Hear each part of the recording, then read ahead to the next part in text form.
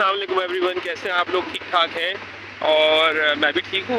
और इस वक्त मैं निकला हूँ ऑफिस से बाहर, तो मैंने सोचा इस दफ़ा आपके लिए कोई इंटरेस्टिंग सा एक और वीलॉग बनाते हैं। तो आज का जो वीलॉग है वो एक विज़िट है which is a very unique place, जो शारा फैसल पे कराची के मेरे ख्याल से 80% आवाम रोज़ गुजरती है।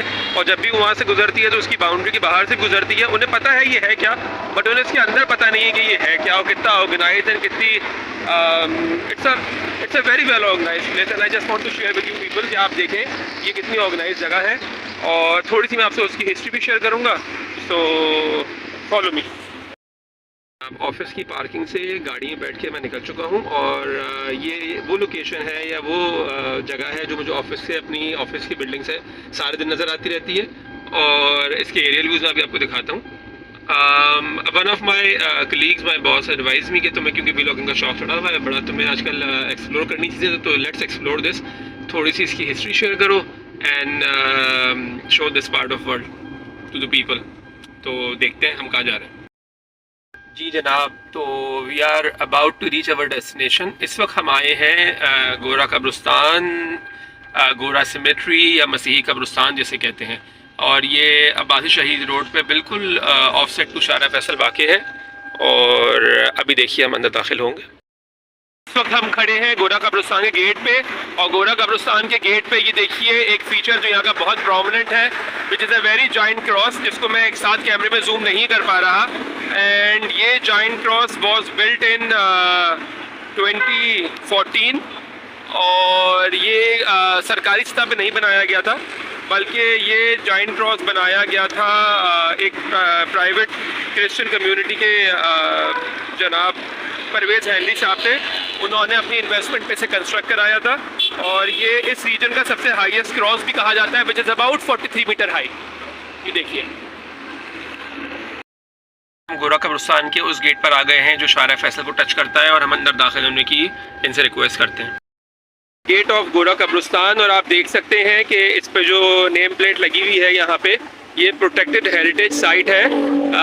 और let me take a close up. और इस बिल्डिंग के हम अंदर दाखिल हो रहे हैं, और हम सबसे पहले जो यहाँ एडमिनिस्ट्रेटर हैं इनके, उनसे हम थोड़ी सी बात करेंगे। मैं मौजूद हूँ गोरा कब्रिस्तान के अंदर, और मेरे साथ मौजूद हैं अनवर साहब। अनवर साहब यहाँ सेक्रेटरी हैं इस कम्युनिटी के, और इस फैसिलिटी के इंचार्ज भी हैं। तो हम अनवर साहब से थोड़ी सी बात करते हैं अभी। जी अनवर साहब, कैसे हैं आप? ठीक हैं? आपकी दुआ से शुक्र है, मालिक का बहुत अच्छा। अनवर साहब, थोड़ी सी मैं आपसे हिस्ट्री यहाँ की लेना चाहूँगा। बाहर जो तख्ती लगी हुई है उस पर लिखा है कि तकरीबन ये 1700 AD की ये फैसिलिटी है जो इस पर्पज़ के लिए इस्तेमाल हो रही है। बट मुझे जो थोड़ी सी यहाँ की इन्फॉर्मेशन है वो ये है कि ये 1845 में 1845 से ये जगह जो है मसीही कम्युनिटी के इस्तेमाल में है।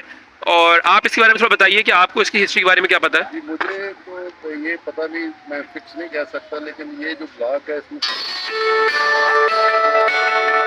जो नहीं ऐसा ऐसा नमक और पानी वो आ गया सारी। अंदाजन कितनी पुरानी होंगी वो खबरें? मेरा ख्याल है 200-250 साल पुरानी होंगी। अच्छा, तो वो जगह वहाँ कोई निशान बाकी नहीं है उन खबरों के? खत्म, कुछ नहीं है बाकी। कहते रहे हैं, वो आते रहे हैं, तस्वीरें बनाते रहे हैं, लिखते रहे, जमा जुबानी खर्च कुछ नहीं, उन्होंने तो 1 रुपया भी नहीं लगाया।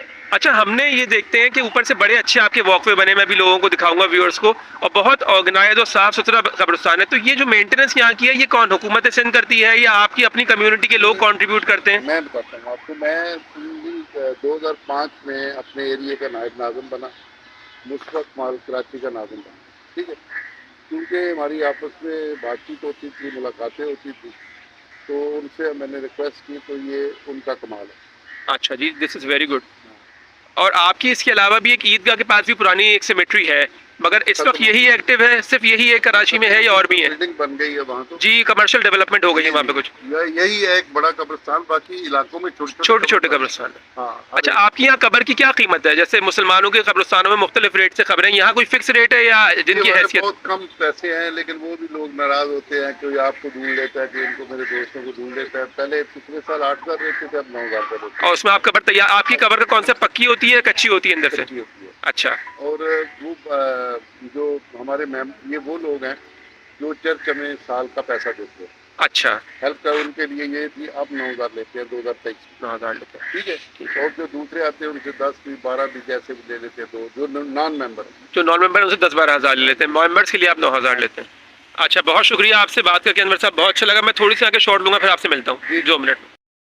जनाब, तो यहाँ से हम अपने सफ़र का आगाज़ कर रहे हैं। हम गोरा कब्रिस्तान के अंदर हैं और यहाँ आप देख सकते हैं कि बहुत ही ज़बरदस्त तरीके से एक साफ़ सुथरा सा वॉकवे बना हुआ है और अपनी गाड़ी भी आप कब्रिस्तान के अंदर ला सकते हैं। और जैसा अभी अनवर साहब ने बताया है, जो यहाँ के सेक्रेटरी हैं, कि ये सब जो है डेवलपमेंट यहाँ मुस्तफ़ा कमाल साहब के दौर में इन्होंने की और इनकी कब्रें यहाँ कुछ नई भी हैं, खस्ता भी हैं, बोसीदा भी हैं। इनके कॉन्सेप्ट के हिसाब से ये कच्ची कब्र बनाते हैं यहाँ पर, और उस कच्ची कब्र के अंदर ये सिर्फ 9,000 रुपये चार्ज करते हैं उन लोगों से जो कि यहाँ इनके मेंबर्स हैं, और जो नॉन मेंबर्स हैं वो 12,000 रुपये चार्ज करते हैं। तो ये तो this is very reasonable and a very low price.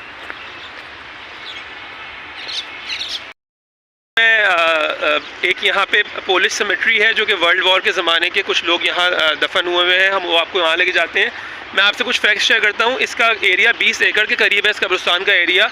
और दूसरी चीज़ ये है कि यहाँ तकरीबन 3,000 कब्रें हैं और अब तक के रिकॉर्ड के मुताबिक यहाँ 3 लाख लोग दफन हो चुके हैं। मतलब कि तकरीबन एक कब्र के अंदर आप देखें तो 100 लोगों की तदफीन हो चुकी है। और जैसा इन्होंने बताया कि हेरिटेज साइट ने तवज्जो नहीं दी और कुछ जो 250-300 साल पुरानी खबरें थी वो नमक के पानी की वजह से ख़राब हो गई।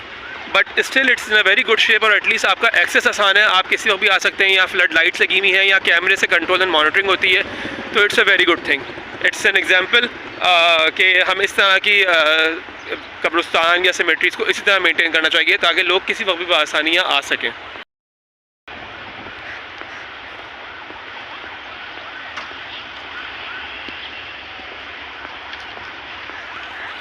You can see flood light fixtures.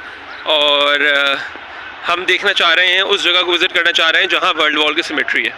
So let's explore it further. ये देखिए, हम यहाँ सेंटर में आ गए हैं और सेंटर से 2 रास्ते निकलते हैं। एक ओल्ड एरिया को जाता है जहाँ पीछे कुछ झाड़ियाँ हैं और वो जगह पानी से ख़राब हो चुकी है, और जैसे से ही एक्सपेंड कर रहे हैं वैसे वैसे अपने कॉरिडोर्स और राहदारियाँ डेवलप कर रहे हैं। सी द जॉइंट क्रॉस, जैसे मैं आपको दरख्तों के पीछे नज़र आ रहा है। And it's a very prominent feature of this road is called Abbasi Shaheed road. उसके पीछे से ये नज़र आता है। And it's about 43 to 45 metre high as per statistic information available. और लेट्स मूव फर्दर। 1939 to 1942 के पीरियड के अंदर जब वर्ल्ड वॉर 2 शुरू हुई और पोलैंड पे जर्मन्स ने अटैक किया, तो उस दौरान बहुत से सोवियत यूनियन के जो लेबर कैंप्स हैं वहाँ पोलिश फ़ौजियों को रखा गया। लेकिन उसी के कुछ फ़ौजियों को जो थे, जो जंगी कैदी थे, उनको कराची भेजा गया। कराची में वो रहे और कराची में उनकी जब डेथ हुई तो उसके बाद उनकी तदफीन भी इसी कब्रिस्तान में हुई है। It's an old symmetry.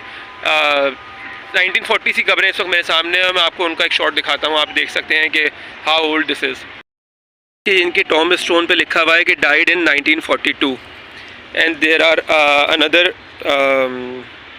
Graves जिस पे लिखा है 1945 and again 1942, 1942 and 1944, 1944 and there is a long chain of graves, बहुत लंबी। देख सकते हैं ये जो एक सी कब्रें बहुत सारी नज़र आ रही हैं हद निगाह तक, ये सब उन पोलिश फ़ौजियों की हैं जिनको जंग अज़ीम दोम यानी वर्ल्ड वॉर 2 के अंदर जिनको सोवियत कैंप से बेदखल करके यहाँ भेजा गया था सज़ा के तौर पर। वो सब यहीं तदफीन है उनकी हुई हुई है, यहीं सब दफन है।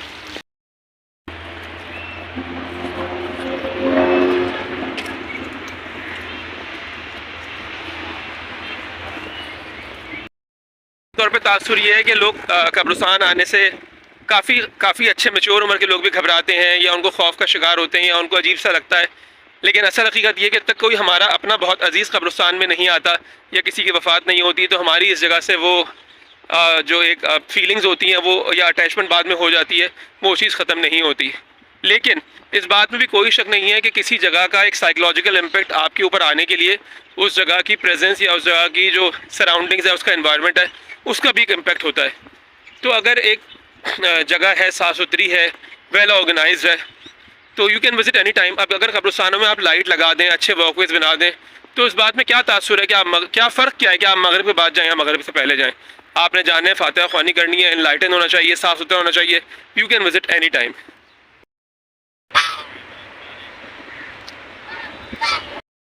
का पूरा राउंड लेके हम अनवर साहब के पास वापस आ गए हैं और मैं अनवर साहब का बहुत शुक्रिया अदा करना चाहूँगा कि अनवर साहब ने हमें ये अपॉर्चुनिटी दी कि मैंने जगह को एक्सप्लोर किया।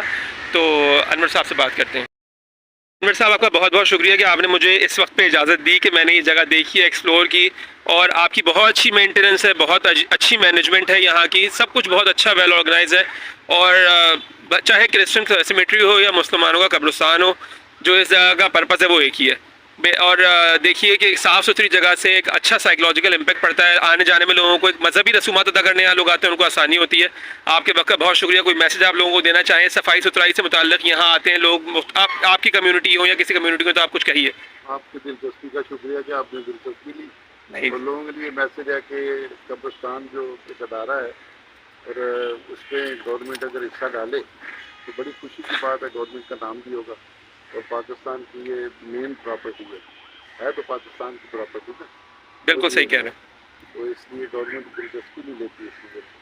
और हमारी आवाम को भी चाहिए कि वो जब यहाँ आए तो सफाई का ख्याल रखें। मैंने लास्ट मैसेज में कहा था, हम कब्रिस्तान फूल लेके तो आते हैं मगर शॉपर वहीं फेंक जाते हैं, तो अगर वही शॉपर अपनी जेब में रख के बाहर ले जाएं तो शायद इसका बहुत अच्छा तासुर है। जरूरी है ये भी हमारे लिए कि जब तक हम गंदगी ना डालें फिर हमें पाकिस्तानी कौन पाएगा। हमने अपने आपको खुद ही बदनाम कराया। अनवर से बहुत शुक्रिया आपका। कब्रिस्तान नहीं बल्कि हमें अपने शहर को भी साफ रखना चाहिए। बिल्कुल सही कह रहे हैं, सफाई तो हर जगह लाज़िम मंजूर है। मंदिर को भी साफ रखना चाहिए। आप लोग का वक्त का और आपकी इजाज़त का बहुत शुक्रिया। थैंक यू जी, थैंक यू। ये था आज का हमारा ज़रा मुनफरद सा एक वीलॉग। हो सकता है कुछ लोग इस बात पे इस तासुर का इजहार करें कि ये क्या जगह थी विज़िट करने के लिए और क्या ही मुनासिब होता कि कोई अच्छी जगह विज़िट की जाती। ठीक है, हमारा जो इस चैनल का बेसिस मकसद है वो डेली वीलॉगिंग है या लोगों को स्ट्रेस फ्री इन्वायरमेंट से निकालना है और एक थोड़ी सी तफरी का एलिमेंट देना है, बट साथ साथ हमें सोशल मैसेजेस देने चाहिए, हमें उन्हें अच्छी जगहों को या उन जगहों को भी एक्सप्लोर करना चाहिए या कुछ ऐसी। ये basically this is not a place कि आप मैं यहाँ कोई तफरी करने आए, ये यहाँ का विजिट करके ये बता रहा था कि इस जगह को भी आप अच्छी तरीके से साफ़ सुथरे तरीके से किस तरह मेंटेन कर सकते हैं। And the minimum amount they are charging for this grave या इनकी मेंटेनेंस, उसमें मतलब इनकी अपनी कम्युनिटी का रोल है कि इनकी कम्युनिटी आगे बढ़ती है, वो चर्च में फ़ी पे करती है और वही यहाँ इस्तेमाल हो रही है। और हम सबके अजीज़ व अकारिब हों, कब्रिस्तान में हो या सिमेट्रीज़ में हो, तो हमें जाना तो होता है। तो क्या ही अच्छा हो कि हम इन चीज़ों की सफाई का ख्याल रखें। और आइंदा भी आपके साथ हम मिलते रहेंगे मुनफरद मकामात पर, मुनफरद लोगों के साथ, आपके सोशल इशूज़ के साथ। अगर आपका कोई सोशल मसला है और आप चाहते हैं कि इस प्लेटफॉर्म से आपकी चीज़ को, आवाज़ को हम उठाएं, तो आप हमसे मैसेज में कॉन्टैक्ट कीजिए, रब्ता कीजिए। I will surely come back to you. आपसे फ़ौरन रब्ता करूँगा और कोशिश करूँगा कि आपका मसले को या किसी के भी मसले को भी या किसी की भी अच्छी बात को, हम कोई अच्छा काम अगर आप कर रहे हैं तो उसे ज़रूर कवरेज है। बहुत शुक्रिया, मिलते हैं अगले वीलॉग में।